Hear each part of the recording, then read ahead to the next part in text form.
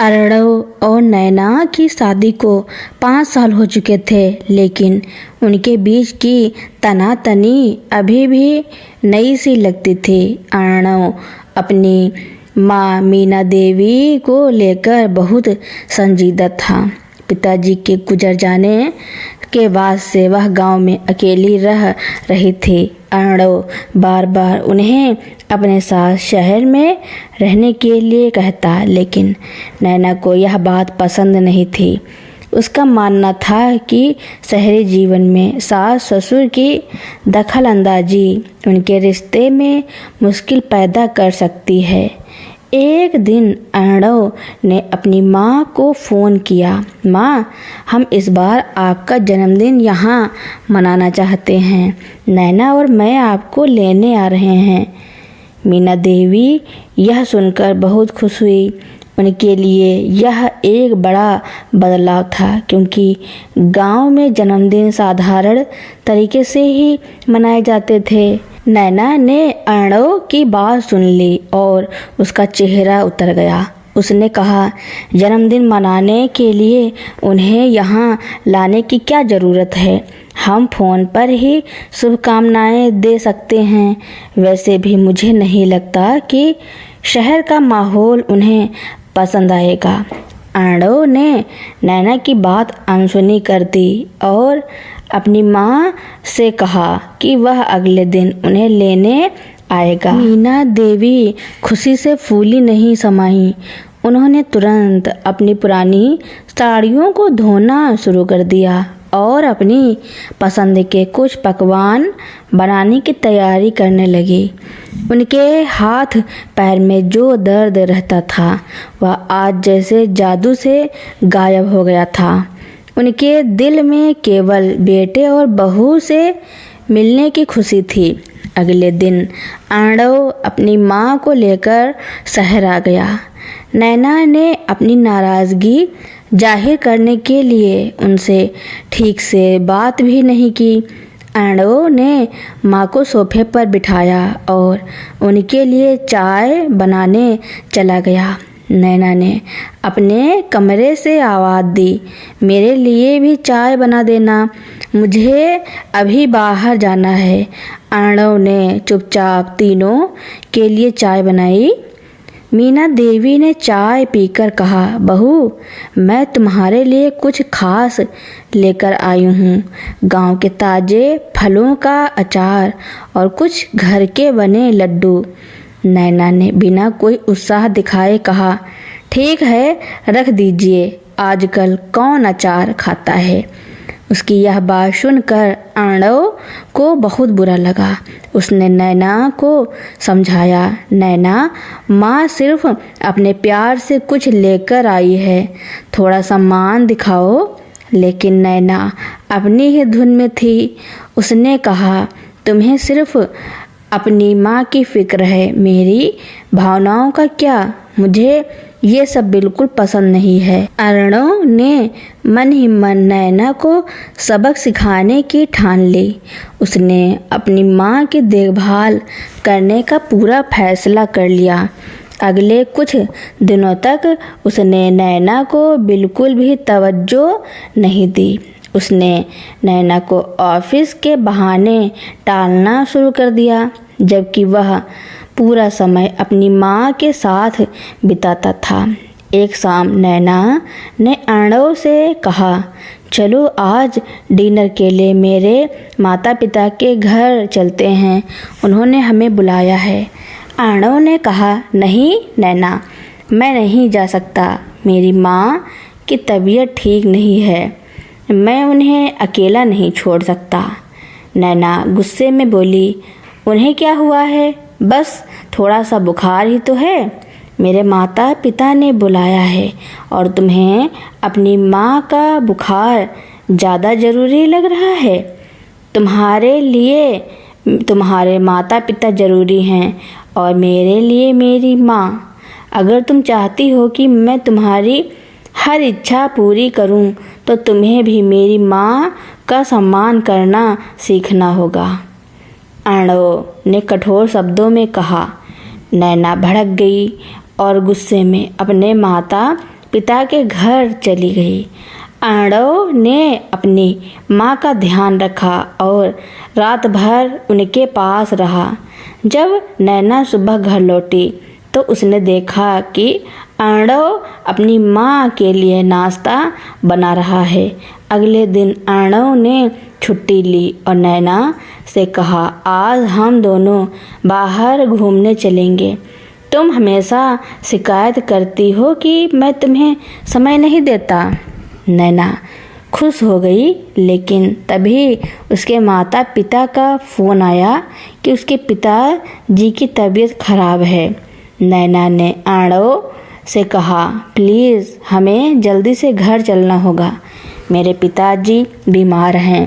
अर्णव ने बिना भाव के कहा, तुम्हारे पिताजी बीमार हैं तो डॉक्टर है ना, और तुम्हारी माँ भी तो है, वह देख लेगी। तुम्हें हर बात पर मॉम्स गर्ल बनने की ज़रूरत नहीं है। जैसे तुम मेरी माँ की परवाह नहीं करती, वैसे ही मैं भी तुम्हारे पिताजी की परवाह नहीं करूँगा।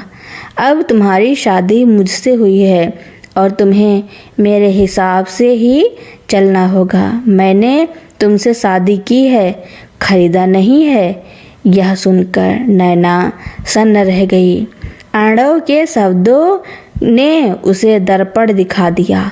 उसे समझ आ गया कि वह खुद अपनी माँ से कितना प्यार करती है और उनकी देखभाल के लिए कितनी बेचैन रहती है। उसे अपनी गलती का एहसास हुआ कि वह अर्णव के साथ ऐसा क्यों नहीं कर पा रही थी। उसने अर्णव से माफ़ी मांगी और अपनी सास से भी प्यार से बात की। उस दिन के बाद नैना ने अपनी सास को माँ की तरह सम्मान देना शुरू कर दिया और अर्णव का गुस्सा शांत हो गया।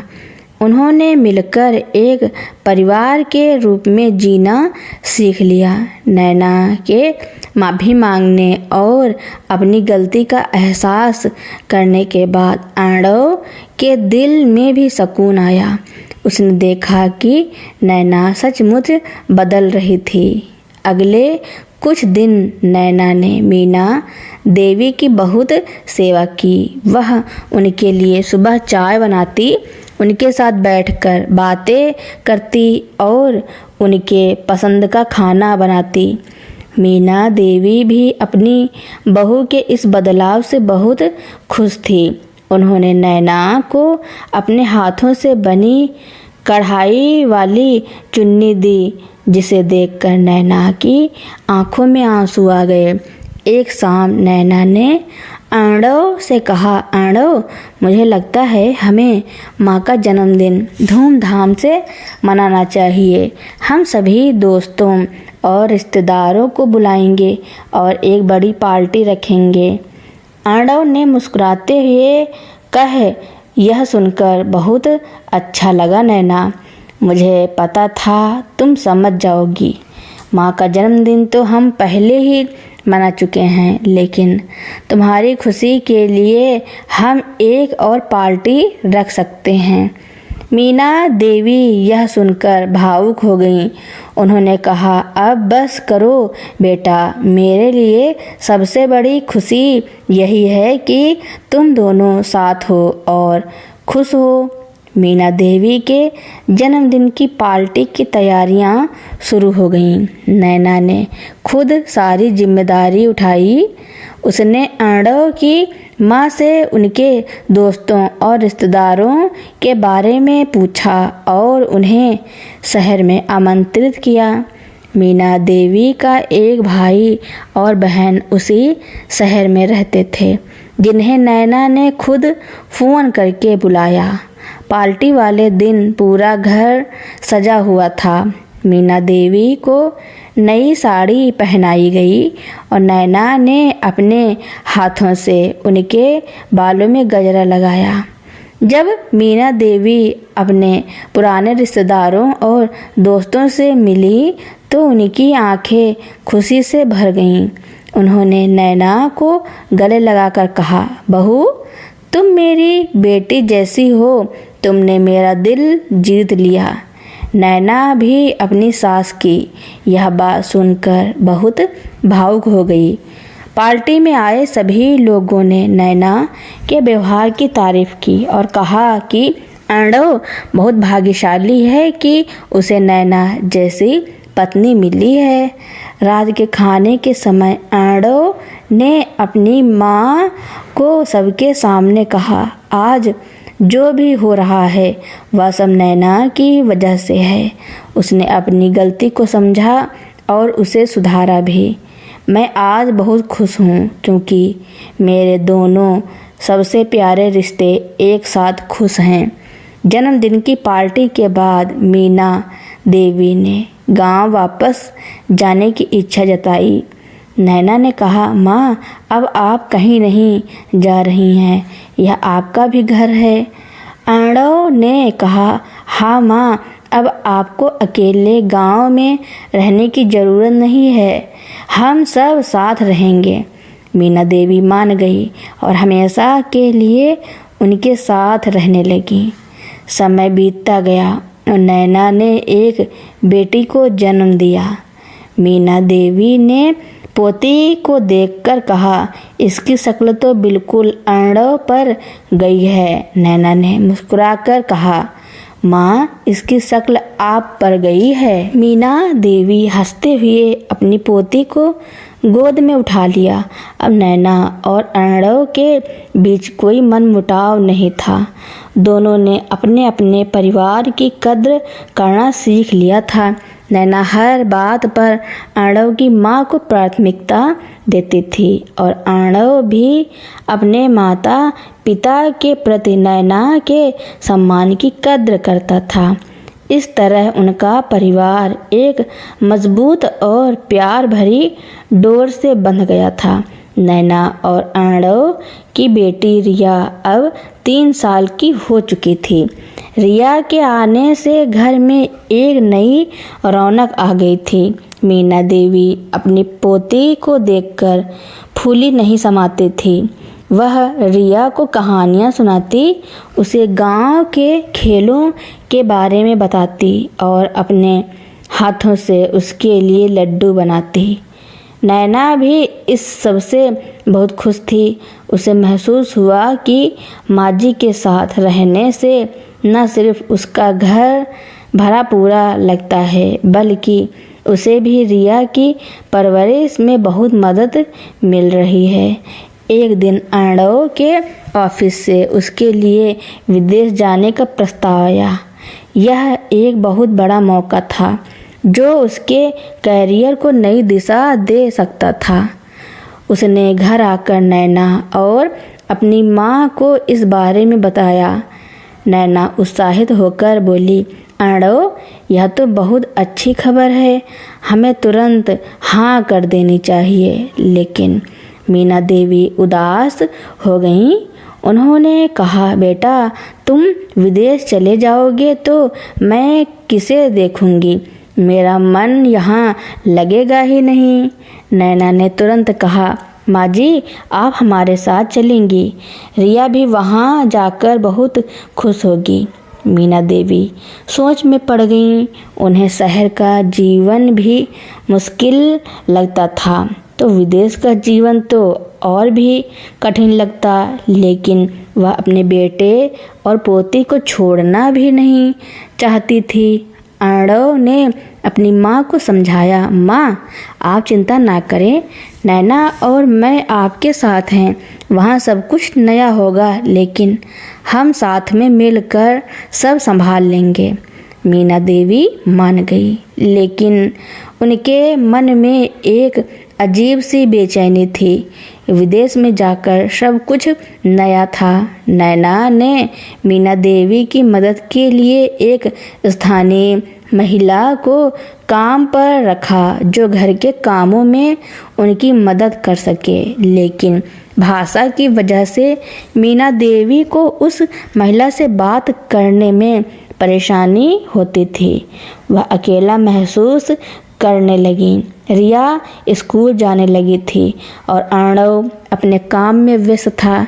नैना को भी अपनी नौकरी में काफ़ी समय देना पड़ता था। एक दिन नैना ने देखा कि मीना देवी घर के पीछे वाले बगीचे में बैठी उदास हैं। नैना उनके पास गई और पूछा, माँ जी क्या हुआ, आप उदास क्यों हैं? मीना देवी ने कहा, बहू मुझे यहाँ अच्छा नहीं लगता, मुझे अपने गांव की याद आती है। यहाँ कोई अपना नहीं है, ना कोई मुझसे ठीक से बात करता है। मैं तुम्हारे काम में भी मदद नहीं कर पा रही हूँ। नैना को अपनी गलती का एहसास हुआ। उसने सोचा कि वह माँ जी को विदेश तो ले आई, लेकिन उनके मन को समझ नहीं पाई। उसने तुरंत अर्णव को फ़ोन किया और कहा, अर्णव मैं माँ जी को लेकर वापस भारत जा रही हूँ, उन्हें यहाँ अच्छा नहीं लग रहा है। अर्णव ने कहा, लेकिन नैना मेरा काम अभी ख़त्म नहीं हुआ है। नैना ने समझाया, हम बाद में फिर आ जाएंगे, अभी माँ जी का खुश रहना ज़्यादा ज़रूरी है। तुम अपना काम पूरा करो, मैं उन्हें लेकर जा रही हूँ। नैना मीना को लेकर भारत आ गईं। मीना देवी गांव में वापस आकर बहुत खुश थी। नैना ने उन्हें बताया, माँ जी आप गांव में रहें, हम हर महीने आपसे मिलने आया करेंगे और हम यहाँ एक छोटी सी दुकान भी खोलेंगे ताकि आप व्यस्त रहें और आपका मन लगा रहे।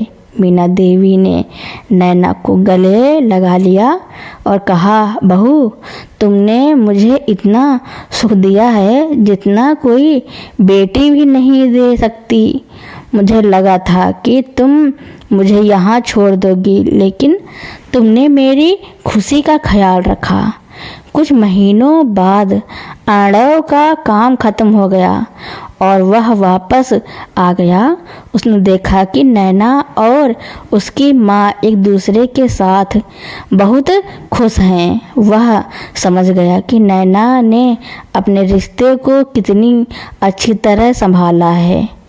नैना ने अपने परिवार की खुशी के लिए अपनी इच्छाओं को पीछे रख दिया था और यही बात अर्णव को बहुत अच्छी लगी।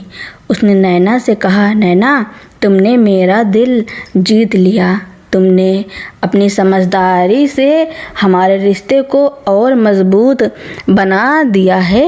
इस तरह अर्णव, नैना और मीना देवी ने साबित कर दिया कि रिश्तों को निभाने के लिए सिर्फ साथ रहना ही काफ़ी नहीं, बल्कि एक दूसरे की भावनाओं को समझना और उनका सम्मान करना भी बहुत ज़रूरी है। अर्णव के वापस आने के बाद नैना और मीना देवी की बॉन्डिंग और भी गहरी हो गई थी। मीना देवी गांव में रहकर भी अपनी पोती रिया से वीडियो कॉल पर खूब बातें करती थी। रिया भी अपनी दादी के किस्से कहानियों की दीवानी थी। अर्णव का काम तो ख़त्म हो चुका था, लेकिन नैना ने अब खुद को अपने और अर्णव के रिश्ते पर ध्यान केंद्रित करने का फैसला किया। उसने सोचा कि जब से शादी हुई थी उनके रिश्ते में हमेशा कोई न कोई तनाव बना ही रहा था। एक दिन नैना ने अर्णव से कहा, अर्णव मुझे लगता है हमें सिर्फ हम दोनों के लिए कुछ समय निकालना चाहिए। चलो हम कहीं घूमने चलते हैं, सिर्फ हम दोनों। अर्णव यह सुनकर बहुत खुश हुआ। उसने तुरंत गोवा के लिए एक ट्रिप प्लान की। उन्होंने रिया को मीना देवी के पास गांव भेज दिया ताकि वह अपनी दादी के साथ समय बिता सके। मीना देवी भी अपनी पोती को देखकर बहुत खुश थी। गोवा में नैना और अर्णव ने अपनी शादी के पहले के दिनों को फिर से जिया। वे समुद्र किनारे घूमते, साथ में खाना खाते और पुरानी यादें ताज़ा करते। इस दौरान नैना ने अर्णव से कहा, मुझे माफ़ कर दो अर्णव, मैं तुम्हें और माँ जी को बहुत दुख दिया। मैं समझ नहीं पाई थी कि परिवार कितना महत्वपूर्ण होता है। अर्णव ने नैना का हाथ पकड़ा और कहा, मुझे भी माफ़ कर दो नैना, मैंने भी तुमसे गुस्से में बहुत कुछ कहा जो मुझे नहीं कहना चाहिए था। हमारी लड़ाई की वजह से हमारा रिश्ता बहुत तनाव में रहा। गोवा से वापस आने के बाद दोनों ने एक दूसरे के लिए और अपने परिवार के लिए और भी ज़्यादा सम्मान महसूस किया। उन्होंने रिया को मीना देवी से वापस ले लिया और मीना देवी ने भी खुशी से अपने गांव वापस जाने की इच्छा जताई। नैना ने इस बार मीना देवी से कहा, माँ जी, आप जब भी चाहें आप हमारे पास आ सकती हैं, यह आपका भी घर है। मीना देवी मुस्कुराई और कहा, अब मैं ठीक हूँ, तुम लोग यहाँ खुश रहो, मुझे गांव में ही अच्छा लगता है। इस तरह अर्णव और नैना ने अपने रिश्ते को एक नई दिशा दी। वे अब अपनी माँ और अपने परिवार की कद्र करते थे, लेकिन अपने बीच के प्यार को भी प्राथमिकता देते थे। उन्होंने यह साबित कर दिया कि एक रिश्ते को मजबूत बनाने के लिए सम्मान, समझदारी और प्यार का होना बहुत ज़रूरी है। तो दोस्तों, अर्णव और नैना के रिश्ते के बारे में आपका क्या कहना है और यह कहानी आपको कैसी लगी कमेंट में ज़रूर लिखना। मेरी कहानी सुनने के लिए आपका बहुत बहुत धन्यवाद।